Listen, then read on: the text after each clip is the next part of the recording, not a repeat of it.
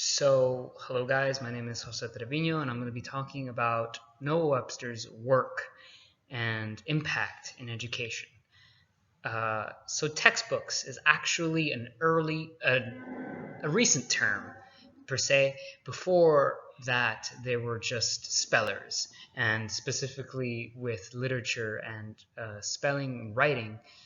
In the earlier versions of education here in colonial America, it was mostly used to read scripture and biblical and secular stories and such. Uh, Spellers were the things that were little blue books that Noah Webster wrote, and they affected linguistically the way we pronounce words today. So Noah Webster fought the Revolutionary War against the British. He was against the pronunciation of aristocratic English words. So words such as laboratory, which is the way they pronounce it in England, are now changed to laboratory.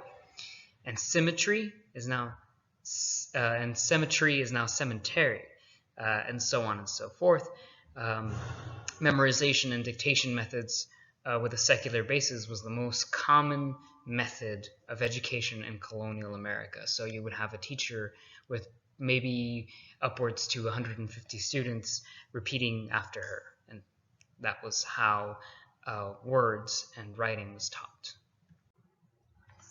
So now focusing on Noah's spellers, which were his versions, because before Noah started writing the little blue books that were sold in every common store in colonial America, there were speller books provided by the mother country, which was England. But all that changed very quickly right after we won our independence.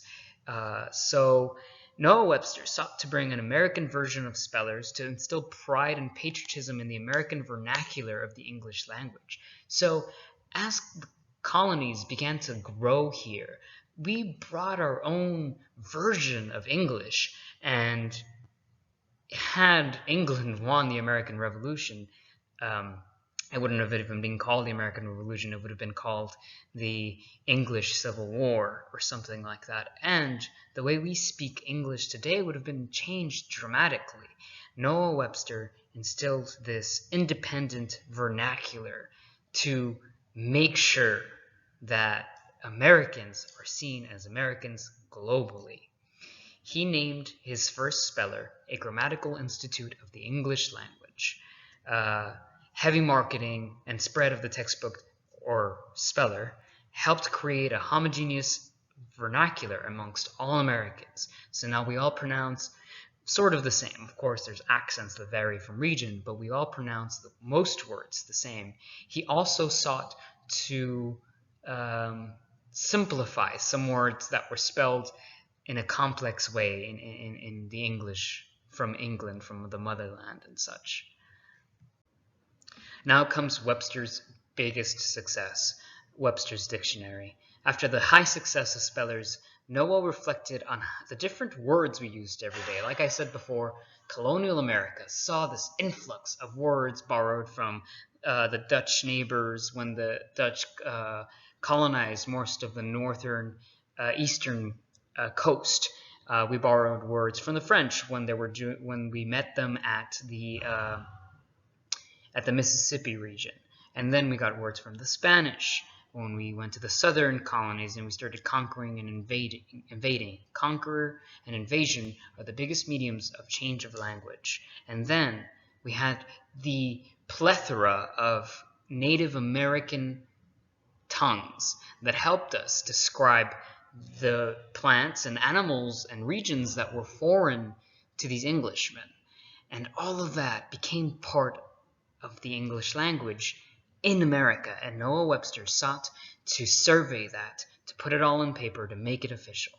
A short version was released in 1806, and in 1828, Webster's Dictionary was released with 70,000 entries. It is an iconic book, far surpassing every other attempt at a dictionary, because an English dictionary in England only has a certain amount of words. In America, it is the absorption of so many other words. So it surpassed the English dictionary stellarly.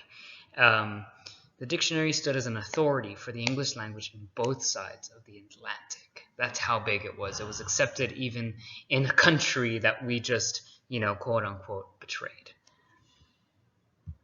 Webster's way of teaching spelling and reading. In 2014, Noah Webster's spelling book method of teaching reading and spelling was released. Before people learned how to read, they first needed to learn the syllabary, which was a table or list full of syllables. There are 3 different spelling techniques used today. The first spelling technique is to break down the syllables.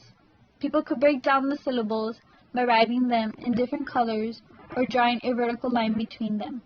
The second technique is to write down the word in many different index cards and placing them on places such as computers, mirrors, or notebooks. The third technique is called trace, copy, and recall. To do this method, you would need to draw 3 columns. Fold the paper so that you won't see the column that says recall. Trace the word in the first column under trace, and copy the word on the column copy. Turn the paper so that you could only see the column recall, and write the word that you wrote on the previous 2 columns and see if you spelled it correctly. Noah Webster is still one of the most important people in history today. Without knowing, people are still using his methods in order to learn how to read and spell. People still use his dictionaries and websites in order to look up the proper definitions for words that they don't know the meaning of. There is a Twitter account at Medium Webster where people could learn a different definition each day. Noah Webster is still impacting people's lives without them even knowing. And most people don't know who Noah Webster is, even though he is a part of everybody's lives.